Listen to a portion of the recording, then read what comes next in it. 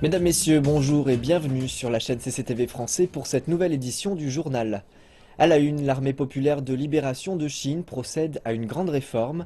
Elle sera désormais organisée en 5 nouveaux théâtres d'opérations stratégiques à la place des 7 régions militaires existantes. Un système d'état-major opérationnel prend aussi forme pour améliorer la coordination. Le ministère de la Défense a tenu une conférence de presse pour souligner l'importance de ces réformes, l'objectif étant d'optimiser la structure militaire, d'améliorer l'efficacité et de garantir la capacité d'action de l'armée. Une nouvelle chance pour la plus grande armée du monde. La cérémonie marque la fondation des 5 nouvelles zones de bataille. Il s'agit d'un nouveau système de commandement de l'APL. Le changement est vu comme majeur. L'armée était orientée vers la terre, elle sera désormais plus flexible et inclura plus largement les opérations en mer et dans les airs. Toutes les zones de commandement devraient se concentrer sur l'étude de la guerre, la situation de la sécurité nationale et l'élargissement des perspectives stratégiques. Toutes les zones de bataille devraient apprendre les mécanismes de gagner la guerre moderne et accélérer la mise au point de la stratégie de zones de bataille. La nouvelle structure regroupe les 7 anciennes régions militaires en 5 zones de commandement de bataille. Nord, Sud, Est, Ouest et Centre. Toutes sont supervisées par la Commission militaire centrale, qui est présidée par Xi Jinping. Chaque commandement sera responsable pour certaines directions stratégiques et priorités. Chacune sera conçue pour incorporer les forces de terre, de mer et de l'air. Le nouveau système de commandement est en 3 parties. La Commission militaire centrale, les commandements de zones de bataille et les troupes. Un système administratif vertical depuis le sommet jusqu'aux diverses branches de l'infanterie. La fondation des zones de bataille est un moment historique dans le système militaire. Il a une signification profonde pour améliorer nos capacités de gagner la guerre. La réforme a restructuré l'APL en profondeur. Les 4 quartiers généraux, l'état-major, la politique, la logistique et l'armement ont été démantelés. Leurs fonctions et tâches sont désormais partagées par 15 nouvelles agences. L'APL a aussi formé de nouvelles unités, comme le commandement général pour la composante terrestre, la force de fusée et la force de soutien stratégique. L'armée s'est séparée de 300 000 personnes au nom de la qualité. Elle continue de lutter massivement contre la corruption et de nouveaux commandants ont été nommés. Le message est le renforcement du leadership de l'armée pour briser les barrières de l'inefficacité et exécuter des opérations conjointes à l'étranger. Le président Xi Jinping a appelé à l'amélioration des capacités de combat de l'APL. Beaucoup pensent que cette nouvelle réforme va profondément transformer l'armée ainsi que le paysage sécuritaire du pays dans l'avenir. La Chine a accusé les États-Unis d'être la plus grande incitation à la militarisation de la mer de Chine méridionale et les a exhortés à cesser de créer des tensions au nom de la liberté de navigation. Ces remarques ont été prononcées par la Chine lors d'une conférence de presse régulière après qu'un contre-torpilleur de la marine américaine a pénétré dans les eaux chinoises. Les États-Unis cherchent à s'imposer davantage en envoyant un vaisseau de guerre en mer de Chine méridionale durant le week-end. Le contre-torpilleur américain s'est approché à une dizaine de miles d'une île revendiquée par la Chine. C'est la seconde fois en 4 mois qu'un navire américain s'aventure dans ce que la Chine qualifie de ses eaux territoriales. Et la réaction de la Chine fut rapide, qualifiant l'action des États-Unis de dangereuse et d'irresponsable. Les États-Unis font étalage de leur puissance militaire et créent des tensions au nom de la liberté de navigation est là la principale cause de la poussée de la militarisation en mer de Chine méridionale. Environ 5 000 milliards de dollars d'échanges commerciaux passent chaque année par cette zone. Les dirigeants à Beijing déclarent que le transport libre et sans entrave n'a jamais été un problème. La Chine respecte et soutient toujours la liberté de navigation en mer de Chine méridionale, et ce en vertu du droit international. Mais elle s'oppose fermement aux tentatives de tout pays de porter atteinte à la souveraineté, la sécurité, les droits maritimes et les intérêts de la Chine sous l'excuse de la liberté de navigation.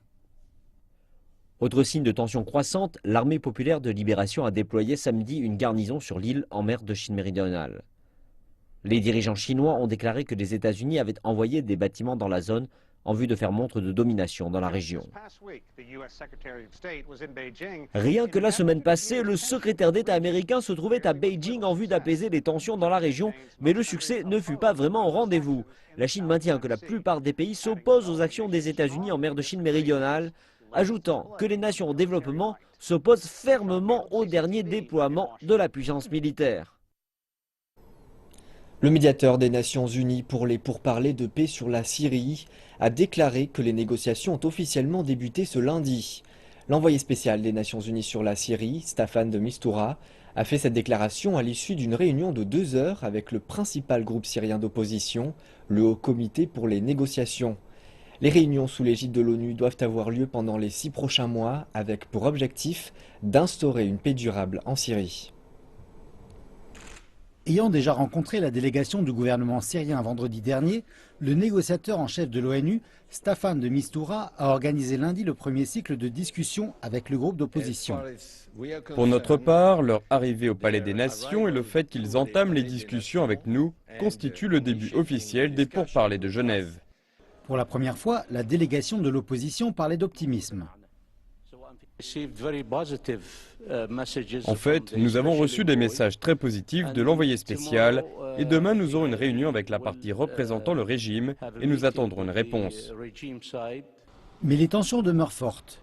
Le principal groupe d'opposition continue de menacer de se retirer des discussions ici à Genève si les demandes clés ne sont pas satisfaites, y compris le relâchage des prisonniers, la fin du siège contre les positions détenues par les rebelles et l'autorisation faite aux organisations humanitaires d'accéder à la totalité du territoire syrien. À l'extérieur, les groupes à l'ONU qui s'opposent au gouvernement de Bachar el-Assad demeurent prudents à l'égard des pourparlers.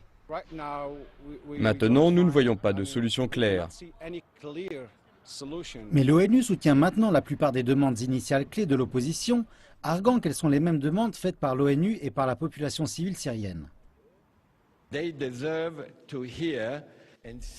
méritent d'entendre et de voir les faits sur le terrain en ce qui concerne la réduction de la violence, les détenus et les zones assiégées.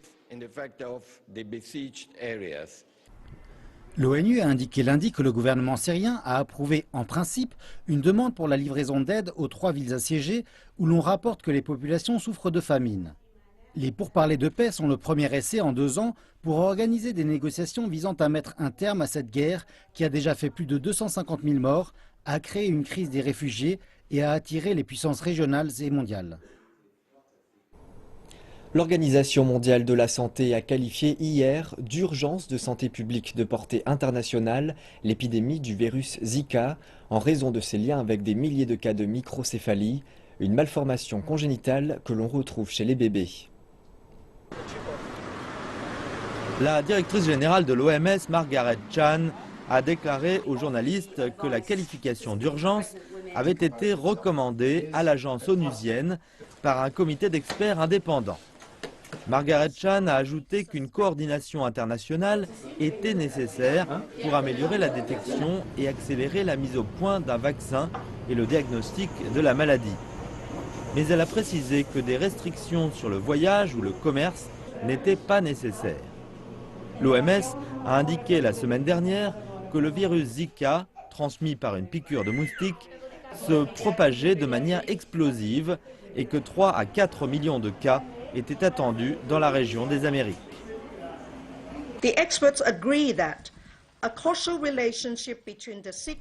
Les experts considèrent que la relation causale entre l'infection Zika durant la grossesse et la microcéphalie était fortement suspectée, bien que non prouvée scientifiquement.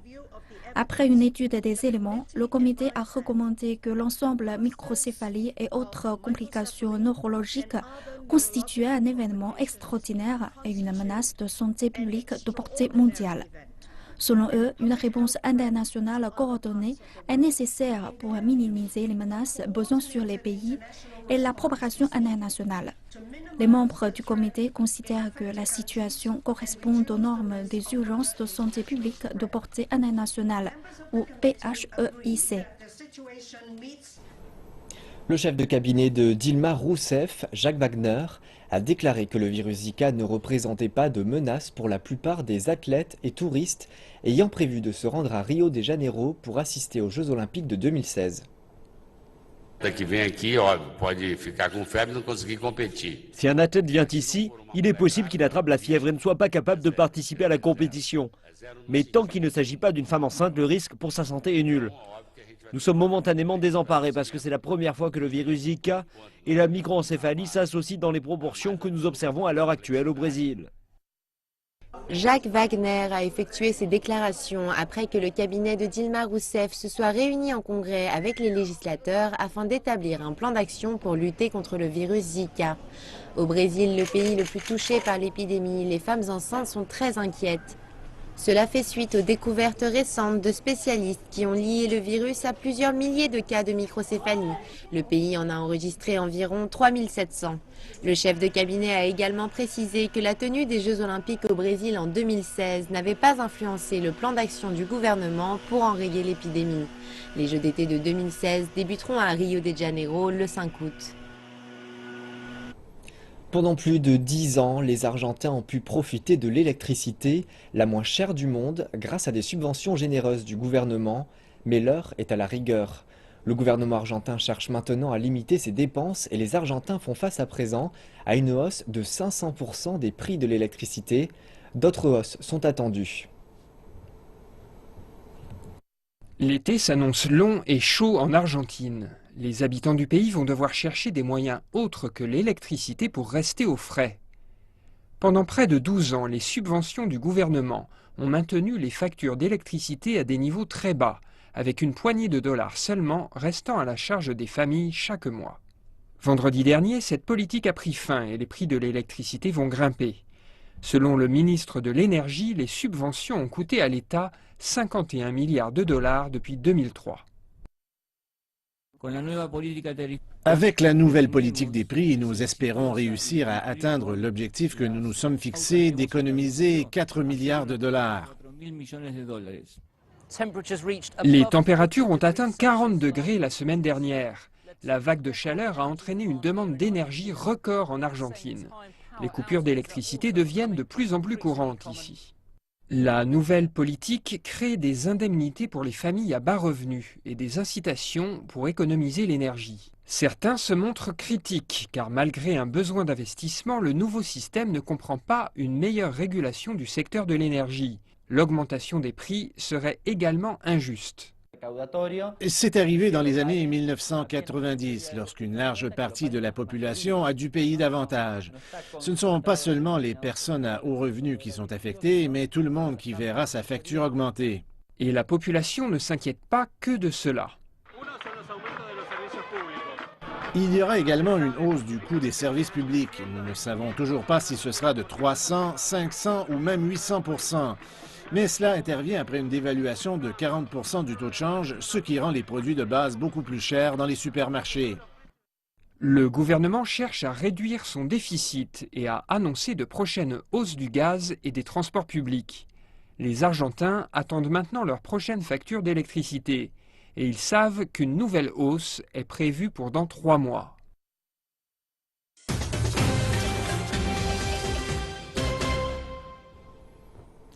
On dit que la moitié de la population chinoise se déplace avant les vacances du Nouvel An lunaire et qu'il en va de même pour les produits industriels. CCTV a rencontré plusieurs entreprises de transport dans le sud de la Chine. Si la demande pour les produits industriels décline, celle pour les biens ménagers est en hausse. Le secteur du transport traverse une nouvelle année chinoise animée. Dans la ville chinoise méridionale de Guangzhou, les ouvriers chargent les produits textiles et électroniques. Ces biens de consommation des ménages sont qualifiés de marchandises blanches par le secteur, par opposition au charbon et à l'acier qui sont appelés des marchandises noires. La plateforme du transport du pays, la gare de Guangzhou, a connu une croissance stable depuis la deuxième moitié de 2015. La livraison a dépassé les 1500 chariots par jour, en hausse de 3,4% par rapport à l'année dernière. Et il continue de compter. Notre livraison de marchandises blanches est de 300 wagons ferroviaires par jour en janvier. Par ailleurs, nous avons aussi des livraisons par la mer. À présent, 47% de notre cargo est constitué de marchandises blanches, et c'est un pourcentage de 3,3% de plus que l'an dernier. Un début prometteur pour les marchandises blanches en 2016, mais beaucoup moins pour les marchandises noires. La demande est en baisse alors que les producteurs de charbon et d'acier déstockent leur inventaire. Notre transport de marchandises noires a décliné de 40 à 50% par rapport à l'an dernier. La livraison de marchandises noires transitant par la gare de Guangzhou a baissé de 6% l'an dernier. De nombreux autres, comme Li, ont choisi d'autres transports de fret pour maintenir la rotation. Certains l'ont réservé un an à l'avance. Les experts disent que le fossé montre que le transport ferroviaire ne peut plus se reposer sur les marchandises noires comme auparavant et qu'ils ont besoin de proposer des services de livraison pour les biens de consommation pour mieux satisfaire la demande du public. Les compagnies devraient renforcer leur gestion du contrôle de qualité et produire à tour de bras plus de produits de qualité pour rencontrer la demande du public. Plus l'offre sera importante, mieux le secteur sera en mesure de baisser la pression sur la croissance chinoise. L'année 2015 a été la pire de ces 10 dernières années pour les commerçants de Hong Kong. Les derniers chiffres montrent une baisse inégalée des ventes depuis l'épidémie de SRAS, le syndrome respiratoire aigu sévère en 2003. Cette tendance devrait se poursuivre pendant la fête du printemps, qui est normalement une haute saison pour le shopping à Hong Kong. Hong Kong a été frappé par l'hiver le plus froid en 60 ans et l'atmosphère n'est pas plus chaude pour les commerçants de la ville. Les propriétaires de magasins cassent leurs prix pour tempérer le marasme économique, même sur les marques de luxe, une première. Même avec de grandes promotions pour le nouvel an lunaire chinois, les ventes stagnent, en particulier pour les produits haut de gamme comme les bijoux et les montres.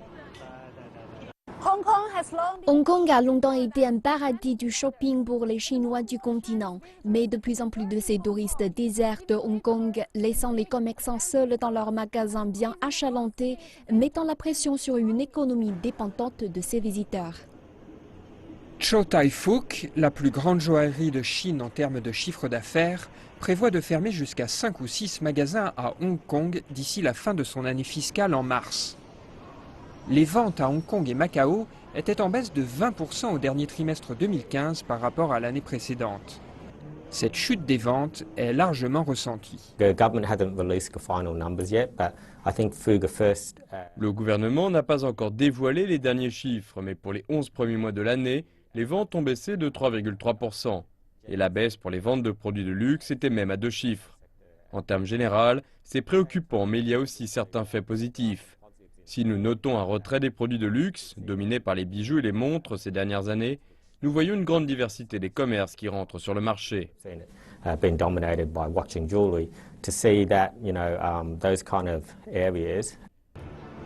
Les protestations politiques de l'année passée ont causé une chute du flux des touristes du continent. Et le rebond se fait attendre.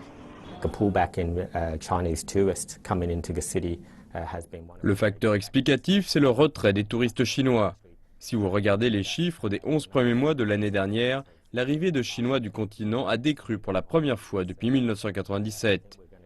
L'augmentation a été continue, sauf l'année dernière. Hong Kong a rendu plus difficile l'obtention du permis multi-entrée pour les habitants de Shenzhen. Maintenant, ils ne peuvent venir qu'une fois par mois seulement.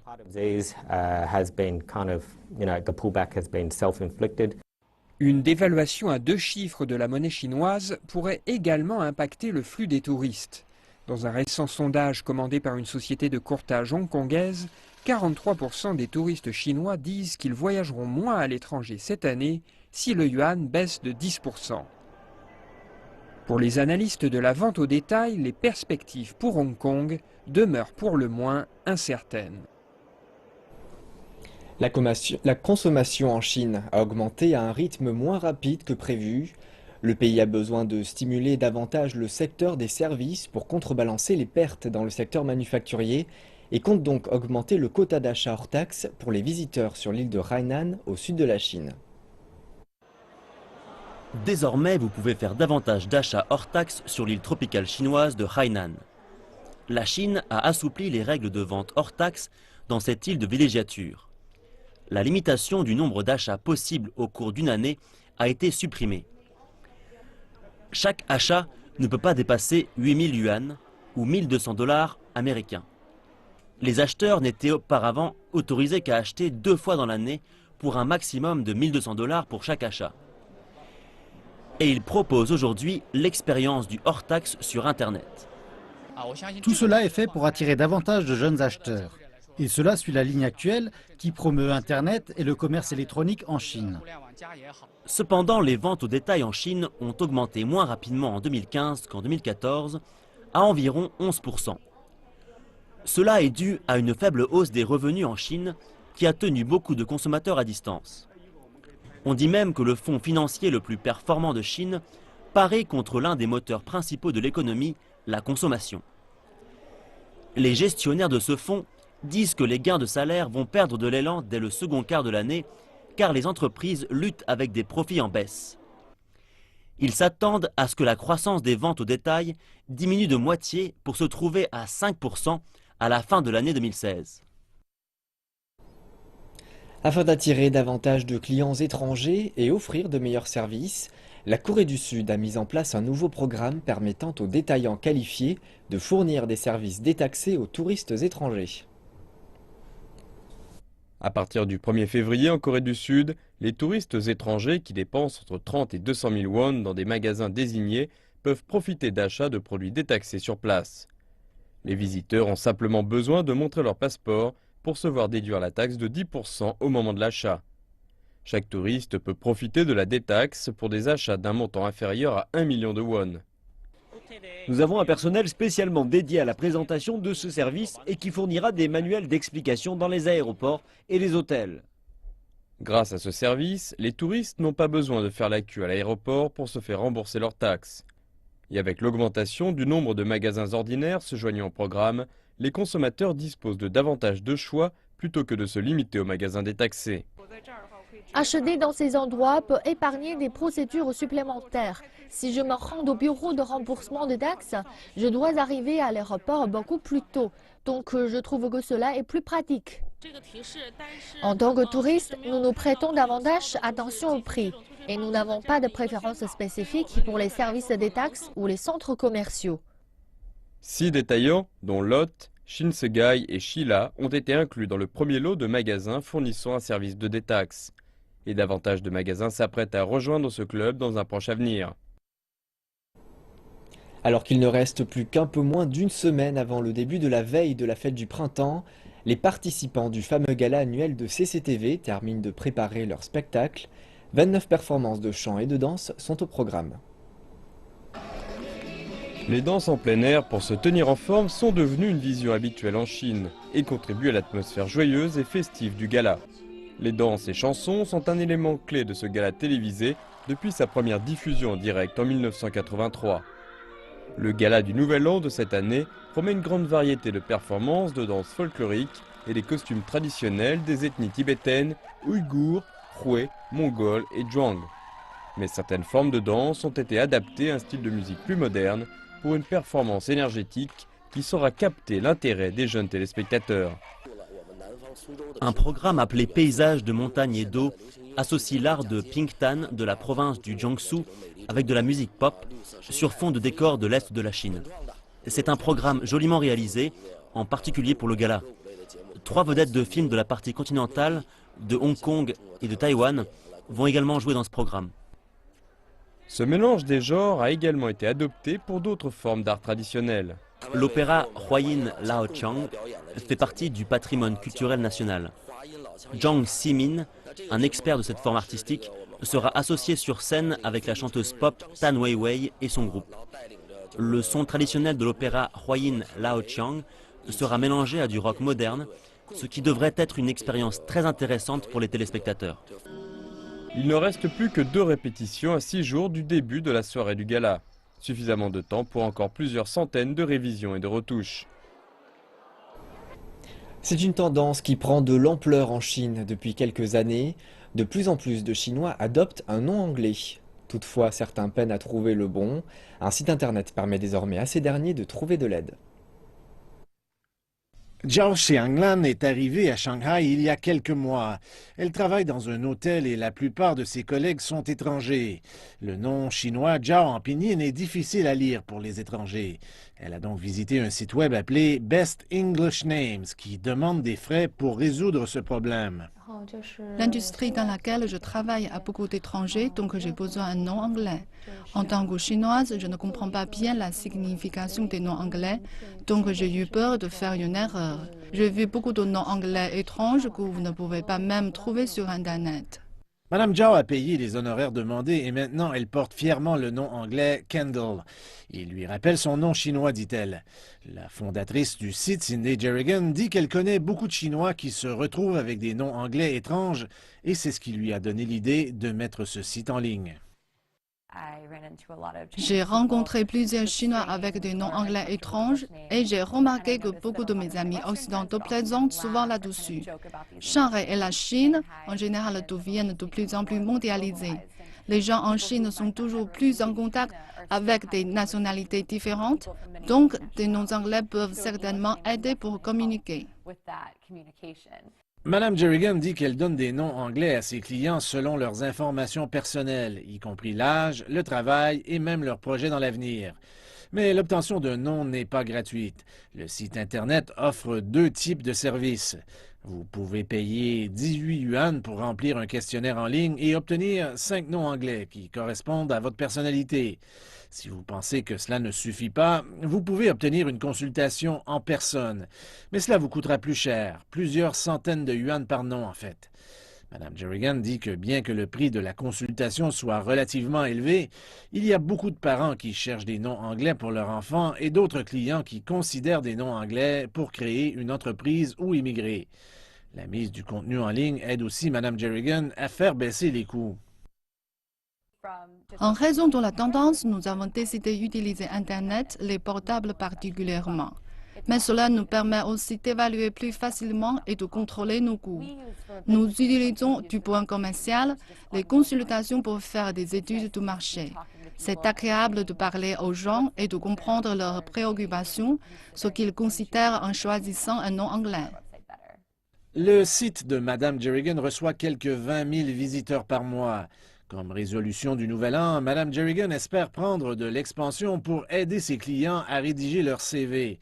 Du moins, de cette façon, ils pourront s'assurer que leur nom sera écrit correctement.